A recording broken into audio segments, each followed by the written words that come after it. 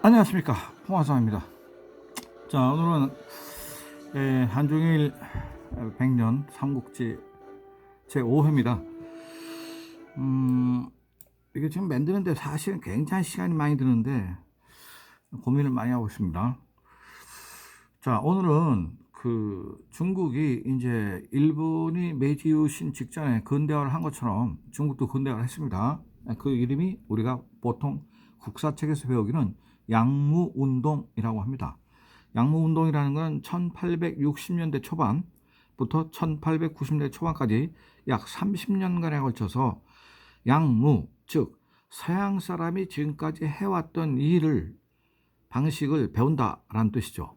그래서 지금 이 사진에 보시면 기차를 지금 타고 시운전을 할 때 지금 여기 중국의 관료들이 쭉 앉아 있습니다.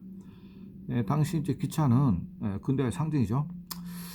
자, 이 사람들이 이제 추진했던 과정을 보면 유럽의 과학 기술을 도입해서 국력을 증강하는데 중체서용이라는 말을 씁니다. 중체서용. 즉 중국의 몸으로 서양의 기술을 받아들인다는 뜻이죠. 여기에는 철강 기술, 그다음에 군함, 과거에는 전부 다 함포전을 했기 때문에 군함을 만드는 기술, 그다음에 철도, 그다음에 철도나 군함을 다 만들려면 기계가 있어야 되잖아요. 기계학이. 또한 전화 전보, 그다음에 뭐 철도 차량의 국산화, 뭐 이런 것들을 이를테면 근대화를 할 수 있는 모든 토탈을 다 배우겠다고 생각을 한 겁니다. 그런데 이제 이게 지금 문제가 이제 생기는 거죠. 자, 그 5명의 그 추진자가 있는데 중국 근대화를 설계한 사람은 바로 이 중국번 정구판입니다.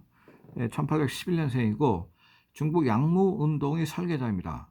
또한 이 사람은 5명의 추진자 중에서는 나이도 제일 많지만 그 밑에 있는 그 부하들을 제자로 해가지고 가르쳤죠. 바로 이 사람이 이제 중국본입니다. 우리 국사책에서 이름이 많이 나온 사람이죠. 이 사람은 중국의 그 장개석이 모택동의 고향이 호남성 창사시인데 그 창사시의 같은 그 근처에 있는 상향시 출신입니다. 자, 이 양반은 리홍장 뭐 이런 좌종당 뭐 이런 사람들을 이제 가리키게 되는데 그 한족으로서는 태평천국의 난을 진압한 사람이에요. 그러니까 이제 이게 좀 문제가 있는 대목인데 사실 이제 태평천국의 난은 홍수천이 이제 일으킨 거잖아요. 말하자면 청나라 정부 즉 몽고 사람들, 이를테면 여진족 이쪽 사람들을 다 몰아내고 한족이 지배하는 세상을 만들겠다는 게 이제 태평천국의 난인데 바로 그 태평천국의 난을 이 중국본이 이 진압을 한단 말이에요. 그러니까 이 한족의 입장에서 이 사람도 한족인데 한족의 입장에서는 기분 나쁜 거죠. 그래서 이제 이게 결국은 한족을 대신하고 청나라 정부의 여진족 쪽에 붙은 관료가 돼버린 거죠. 이제 이게 나중에 문제가 생겼고 문화대혁명 때 1966년에는 막 이 사람들 전부 그 매판 자본가 아니면 뭐 이 한족을 배신한 역적 이렇게 돼가지고 고초를 당하게 됩니다. 자, 어쨌든 이 중국이 근대화하지 않으면 중국 자체가 망할 것 같으니까 이제 이런 고육지책을 쓴 거죠. 자, 그 첫 번째 제자로서는 바로 리홍장입니다. 자, 리홍장이 그 해방파입니다. 해방파. 그러니까 해방파라는 거는 바다를 막아야 중국의 국채를 보존할 수 있다는 게 해방파입니다. 반면에 세방파라는 게 있습니다. 그건 뭐냐면 육지에서 오는 적을 막아야 중국을 보존할 수 있다는 입장입니다. 그러니까 해방은 누구를 막아야 되느냐면 영국, 프랑스, 이런 유럽, 독일 뭐 이런 유럽 나라들, 군함을 타고 오는 나라들 얘네들을 막아야 된다는 거고 입장입니다. 세방파는 러시아를 막아야 된다는 입장입니다. 그거는 육지에서 오는 적이니까요. 자, 이 사람은 해방파입니다. 자, 어쨌든 이 사람한테 자기 스승인 중국번이 네가 해야 될 일은 강남 제조 총국이라는 걸 만들어서 군함, 기계, 철도, 대포, 함포 이런 걸 만드는 거에 네가 해야 될 일이다 라고 얘기를 해서 이 사람이 그걸 실천에 옮깁니다. 중국본하고 리용장의 관계는 어떤 사이냐면 에, 리용장의 형인 리한장이가 있는데 리한장이를 출세시켜준 사람이 중국본이에요. 그러니까 사실은 이 중국본이 리한장이나 리홍장보다 나이가 10살 다 연상이었습니다. 그리고 저 사람은 당대 인류 학자였습니다, 또한. 그러니까 당시 그 유교 사회에 중국에서는 저 사람이 그 상당한 그 지적 영향을 갖고 있기 때문에 저 사람의 말을 들은 거죠. 자, 이래서 지금 바로 이 리홍장이가 강남 제후총국이라는 걸 설립하게 됩니다. 자, 두 번째 부하는 좌종당입니다. 이렇게 생겼죠, 좌종당. 그 중국이나 대만에 가면 좌종당 닭 요리가 유명합니다. 주로 뭐 간장으로 차린 거예요. 이 사람은 그 대표적인 세방파입니다. 그러니까 이 사람은 러시아를 막아야 된다는 거죠. 그러니까 지금 5명의 부하가 있는데 그 입장이 다 틀린 거예요. 그래서 이 사람은 이리 총독, 즉 중국하고 러시아의 그 국경 지방에 일이라는 데가 있는데, 일이라는 거는 그 두 나라 떠 있는 그 강의 사이에 떠 있는 삼각주입니다. 그 삼각주 일대를 말하는 건데, 그 삼각주를 놓고 중국하고 러시아가 계속 분쟁을 일으켜요. 그러니까 중국이 그 땅을 뺏기지 않으려고, 일이 전체를 뺏기지 않으려고 바로 이 사람을 지금 좌종당일 그 보냈죠. 여기서 이제 그리고 어느 정도 성과가 났기 때문에 복주, 지금의 하문성, 복건성을 얘기하는 겁니다. 복건성에 조선소 건설을 네가 책임지고 해라. 그래서 이 사람이 이제 조선을 중점적으로 맡게 됩니다. 자, 세 번째 제자는 유명운이라는 사람입니다. 이 사람은 리홍장과 같은 안휘성 합비 출신입니다. 제가 지난주에 그 안휘성 합비에 갔다 온 얘기를 말씀드렸습니다.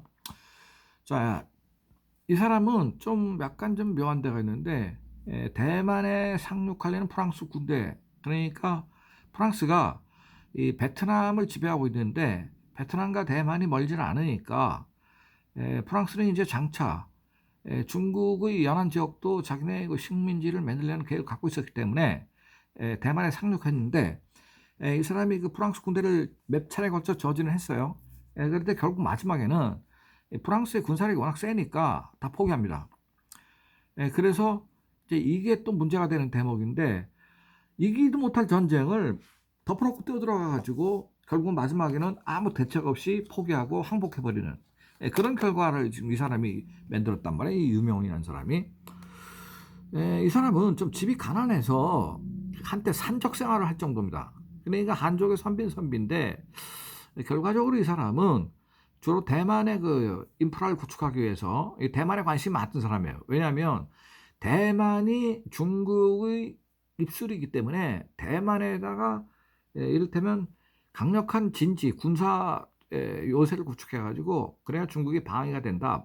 적은 전부 바다로부터 오니까 대만에서 일단 막아야 된다. 그래서 대만의 인프라, 즉 철도라든지 뭐 정보라든지 전화라든지 통신 수단이 있어야 뭐 지금 적이 오는지 안 오는지 중앙정부에서 알 거 아닙니까? 뭐 이런 것 등등을 대만에 많이 투자를 했습니다. 그런데 결국은 뭐 별로 그 되지 않았죠. 왜냐하면 투자로 왕창했는데 하려고 작전을 짰는데 계획을 잘 세웠는데 돈이 없어, 중국이. 그래서 아주 흐지부지 돼버리고요. 그러니까 이 사람 너무 어렵게 커가지고 산적 생활을 할 정도의 사람이니까 이 경제를 잘 모르는 것 같아요. 그래서 결국은 그 책임, 무대뽀로 그냥 계획만 세우고 다 실패해버렸으니까 그것 때문에 실각하게 됩니다. 자, 그 다음에는 장지동이라는 사람입니다. 자, 이 사람은 북경 옆에 있는 하북성의 그 출신인데, 이 사람은 중국의 그 이번에 코로나 바이러스 발생한 지역 있죠? 무한, 중국말로 우한이죠.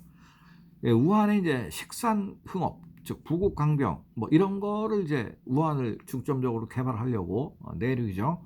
하려고 했고 실제로는 별로 진행이 잘 안 됐습니다. 왜냐하면 돈이 없잖아. 이렇게 산지사방에다 돈을 내려면. 그래서 그 강남 제주총국 리용장이가 하는 쪽은 돈을 엄청 투자했어요. 그 뒤에 보여드릴 겁니다. 그러니까 이제 이 사람이 잘 안 되니까 결국 북경대학을 설립해가지고 인재를 기르는 쪽으로 이 사람이 이동을 했고, 딱 하나 한 일이라는 건 뭐냐면 이등방문이 중국에 왔을 때 둘이서 중국이나 일본이나 점진적으로 개혁을 해야 되고 점진적으로 그 국가 간의 어떤 이익 도모를 하는, 그러니까 전쟁을 하지 않고 충돌을 방지하기 위해서 점진주의에 합의를 했고, 뭐 그러한 하나의 산물로서 지금 그 큐슈의 고쿠라라는 시가 있습니다. 고쿠라의 그 야타세철이 중국 최대, 일본 최대의 그 철강 공장이 왕년에 있었는데, 지금은 이제 그보다 큰 공장들이 많이 들어섰지만, 일정 때 이전에는, 그때는 야타세철이 일본 거기가 제일 컸습니다. 여기 철강석이 부족해서 이 철강석을 수출하는데 좀 기여를 한 사람이죠. 자, 얼굴은 이렇게 생겼습니다. 장지동입니다. 자, 요 사람들이 바로 지금 그 중국번의 이 제자이면서 관료이면서 중국의 양무 운동을 추진했던 총 5명 중에 5명입니다. 자, 그래서 이제 그 양무 운동의 핵심은 강남, 즉 상하이시에 있는 겁니다. 강남 기계 제조 총국을 얘기하는 것이고, 이게 핵심이고, 여기서는 병기 생산과 조선소 건설, 그다음에 군함 이 생산을 해야 된다라고 해서 이 바로 중국번이 얘기를 해가지고 이제 실천에 들어갑니다. 리용장이가. 자, 이 사진은 이거 굉장히 어렵게 구한 사진인데요. 사진이 옛날에 찍은 게 되었고 좀 상태는 시원찮지만은 지금 공장의 규모가 상당합니다. 지금 그 당시에 1860년대 중반 이후에 지금 세워지는 건데, 이 정도의 근대식 이 공장을 일단 세웠습니다. 리용장이가 뭐 중국의 돈을 뭐 총동원 해가지고, 그리고 공장의 정문의 모습입니다. 뭐 벽돌로 지금 아주 몽장하게 쌓아가지고 있는데, 좀 약간 촌티나기도 하지만은 뭐 그 당시에는 뭐 이 정도 한 건 뭐 대단한 거잖아요. 이게 이제 공장의 모습을 다시 이제 하늘에서 찍은 건데, 뭐 서양식 근대 공장 같이 아주 뭐 마치 독일의 공장을 보는 것처럼 그런 기분이 드네요. 제가 그 독일의 그 철강회사 크룹 철강 그쪽도 가봤는데 막 거기도 이런 분위기였습니다. 자, 그 당시에 이 사람이 여기서 생산한 대포입니다. 이 대포가 중국이 이제 망하고 났을 때 이 땅 속에 파묻혀 있던 거를 요새 날 이제 이거 발굴해 가지고 이제 이거 전시를 해놨는데, 뭐 규모는 상당하네요. 그런데 이 대포가 전부 주사선이 엉망이라 제대로 맞질 않아요. 이 기술이 딸리니까 안 돼요. 그래서 이제 이런 것들을 이런 것 병기 제조창에서 뭐 대량으로 생산했습니다. 뭐 포탄도 생산하고, 공장 규모가 뭐 지금 뭐 어마어마하잖아요. 이 크기는 뭐 요새 날 웬만한 뭐 현대 공장보다도 뭐 클 정도로 대단합니다. 자, 결론. 이 사람들은 지금 기술이 아무것도 없는 상태에서 일단 공장을 짓고 본 겁니다. 그리고 생산되는 기계들도 일단 수입을 했습니다. 돈으로. 뭐 독일이나 뭐 이런 데서. 근데 거기까지는 괜찮았어요. 근데 문제는 저거를 제대로 운영할 수 있는 인적 자원이 없는 거예요. 그래서 이 강남 제조총국에서 군함을 만들었는데, 그 똑같은 군함을 영국에서 사들여오는 게 더 싸다. 반값이면 산다. 지금까지 우리 투자한 돈에 비해서. 그러니까 하드웨어는 있는데 소프트웨어가 제로인 거예요. 말하자면 저 공장에서 정밀도를 가지고 일할 수 있는 기술자들도 하나도 양성을 못했고, 그걸 서양 교관들한테 배워가지고 어깨너머로 배웠는데 그게 1, 2년에 되는 일이 아니거든요. 그러니까 엉망진창으로 갖다 조립을 해버리니까 문제는 성능도 별 볼 일 없으면서 만드는데 또 돈은 영국에서 사오는 것보다 2배가 비싸게 됐어요. 이게 지금 양무운동의 실패거든요, 중국이. 그러니까 일본은 기술을 배워도 정밀하게 제대로 배운 나라고, 중국은 돈은 많이 썼는데 기술을 배워도 순전히 엉터리를 배운 거예요. 제대로 배우진 않은 거야. 사람들이 정치하지가 않다고, 정밀하지가 않아. 근데 일본에서는 아주 정밀하게 배우잖아요. 여기서부터 이제 중국하고 일본하고의 차이가 나는 겁니다. 이게 지금 양무운동의 그 실패거든요. 그 결국 중국이 이제 망하게 되는 거죠. 돈은 왕창 썼는데. 그래서 결론적으로 저 5명들은 나중에 문화대혁명 때 그 모택동에 의해서 전부 그 중국을 팔아먹은 자본가 관료로 해가지고 전부 그 부관 참시당하고 막 묘를 파헤치고 막 이러거든요. 그런데 최근에 들어와서는 저것도 중국의 역사니까 지금 그 다시 그 사람들 기념관도 뭐 장지동 같은 사람들 기념관도 만들어줬고 뭐 이런 식으로 좀 부활을 하고 있는 겁니다. 자, 오늘은 기본적으로 그 양문도의 개요를 말씀드리고, 이제 다음번부터 이제 중국이 왜 흔들리면서 가야 되는지를 이제 말씀드리겠습니다. 감사합니다.